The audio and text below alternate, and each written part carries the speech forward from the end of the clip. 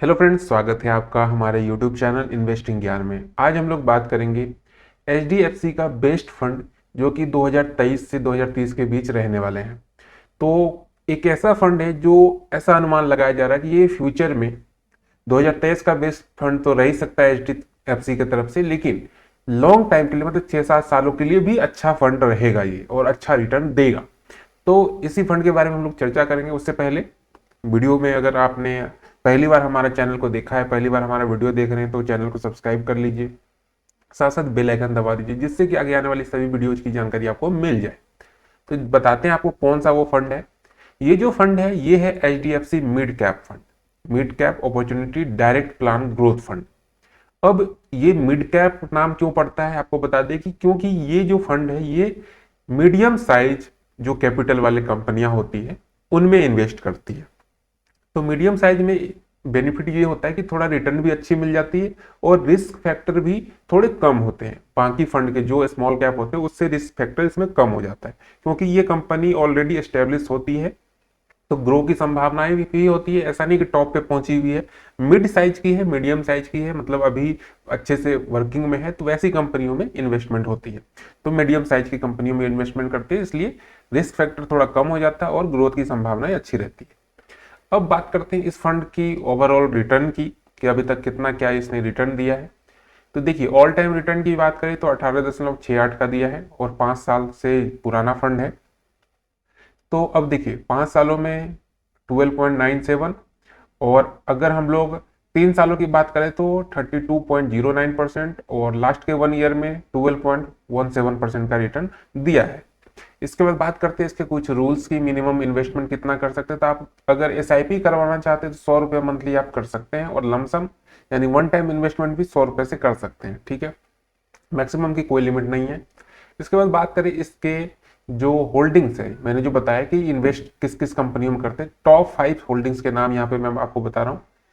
इसमें है the Indian hotel company limited, Cholamandalam investment and finance company limited, Hindustan aeronautics limited, Max health care institute limited, Sundaram fastener limited.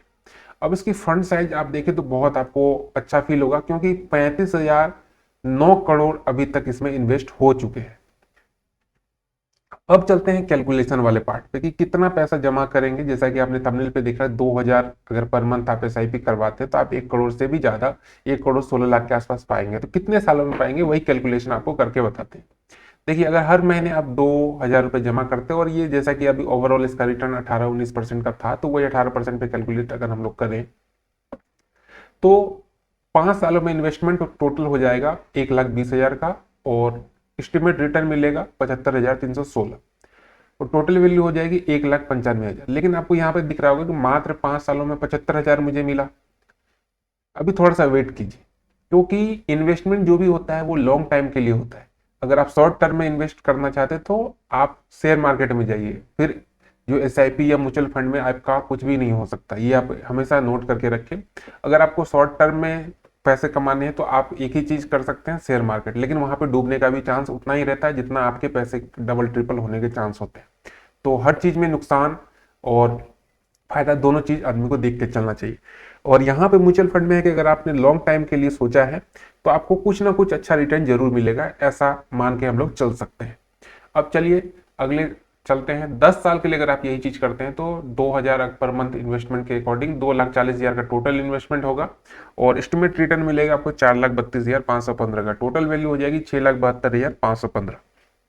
फिर 15 सालों के लिए अगर देखा जाए तो 3,60,000 का आपका जो इन्वेस्टमेंट है वो होगा, और रिटर्न के तौर पे मिलेगा 14,78,418। टोटल वैल्यू हो जाएगी 18,38,418। अब आप देख रहे होंगे कि जैसे जैसे हम लोग 5 साल बढ़ाते जा रहे हैं तो अमाउंट तो हम उतना ही इन्वेस्ट कर रहे हैं, लेकिन जो हमारा रिटर्न है वो कई गुना इंक्रीज हो रहा है, मल्टीपल टाइम्स हो रहा है। तो ये होता है लॉन्ग टाइम की वैल्यू। अब जैसे 15 साल में 18 हुआ, अब यही चीज अगर आप 20 साल 5 साल और बढ़ा देते हैं तो आप देखिए कैसे हो जाए, 18 से डायरेक्ट आपके 46 पे पहुंच गया। तो ये होता है।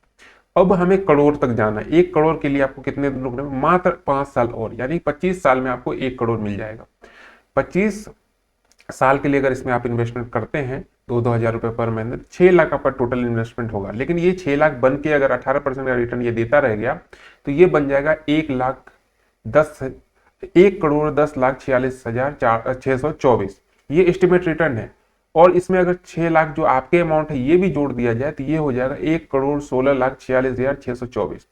तो ये इतना पैसा आपको मिल सकता है सिर्फ 25 सालों में, अगर आपने 2000 का इन्वेस्टमेंट पर मंथ किया और ये रिटर्न 18% के अकॉर्डिंग देता रह गया। तो हो सकता है कि ये 18 से फ्यूचर में 20 भी हो जाए और 18 से 16 भी हो जाए।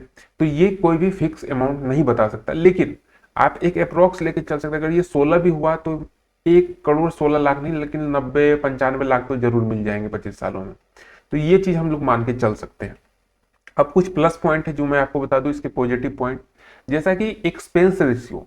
जब भी हम लोग एसआईपी म्यूचुअल फंड में इन्वेस्ट करते हैं तो हम लोग देखते हैं कि एक्सपेंस रेशियो क्या है, क्योंकि जो ये पैसे होते हैं ना ये आपके फंड से कटते हैं।